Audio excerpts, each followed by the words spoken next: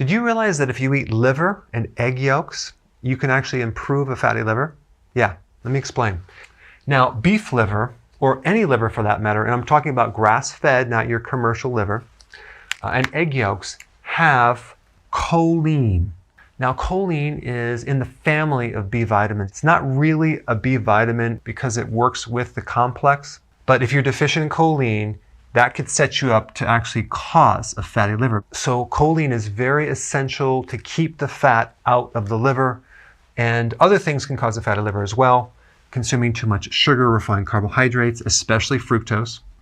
Alcohol will cause a fatty liver. Vegetable oils can cause a fatty liver.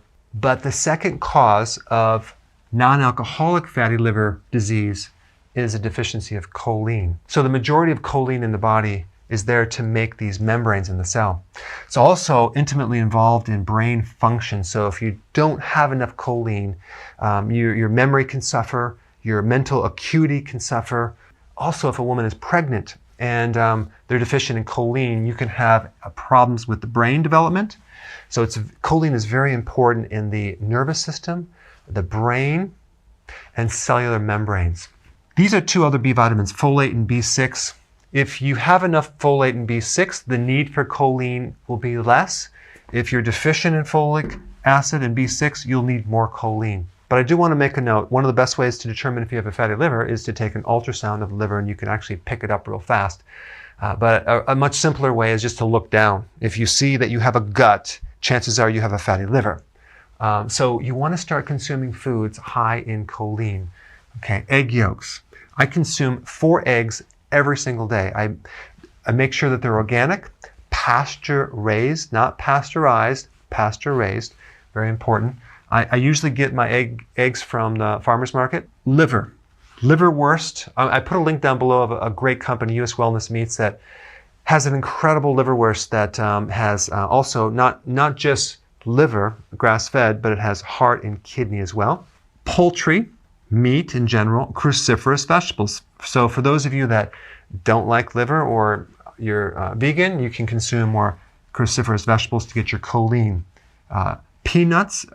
However, I don't recommend peanuts. You can have a little bit, but you want to do more like almonds, pecans, pistachios, things like that, because there's some other problem with peanuts. But peanuts do have choline, and dairy. So if you were to consume some grass-fed cheese, that would have choline as well. So even though this is counterintuitive because it goes against what we're taught, all these fatty foods, you would think that that turns into fat in the liver. It doesn't, because you're not consuming the sugars and refined carbs. So anytime you consume these foods, you never want to consume them with sugar or refined carbs, because that's going to create the problem. But in the absence of sugar and excessive carbohydrates, these are fine, and it's going to improve your choline and decrease the fat in your liver. I'll put some links down below. Thanks for watching. Hey, if you're liking this content, please subscribe now, and I will actually keep you updated on future videos. Hey, before you leave, I just wanted to give you a little quick history on some of the books that I wrote. This was one of the first books. It's called Dr. Berg Body Shapes. It was my attempt at writing about body types. What was very interesting about this book is I actually did all the images myself. Don't ask me why. They look actually not quite as professional as some of the images that I have in the new book. But anyway, this is my first attempt right here, called Dr. Berg's Body Shape Diets.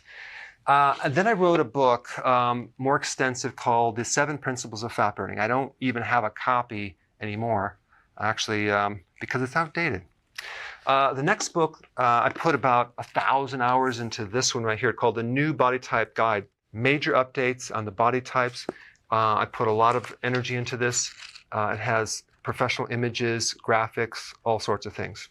Now, the problem with this book is it doesn't really describe what this is really about. Body types are only a small portion of what's in this book. And that's why I changed the name to The Healthy Keto Plan, okay? If you happen to have this book, you don't really need this book, because there's some only very, very minor updates. But if you don't have this, you need to get this one right here. This book goes into every single detail that you would ever want to know about.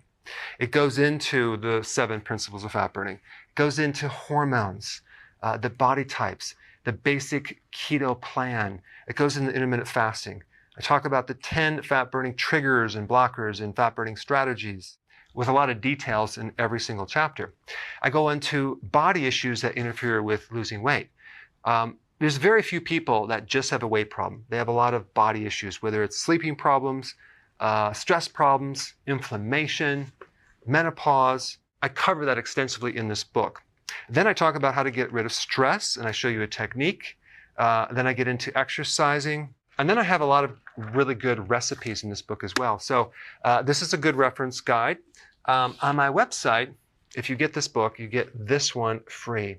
It's called Healthy Keto and Intermittent Fasting. This is the shortcut, quick guide to this book.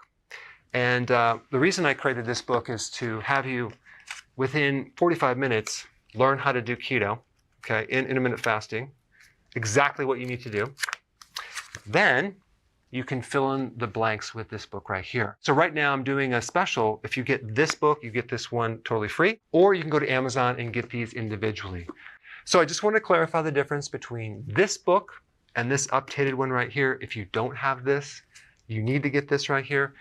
That way you can get the exact correct information to do it healthily.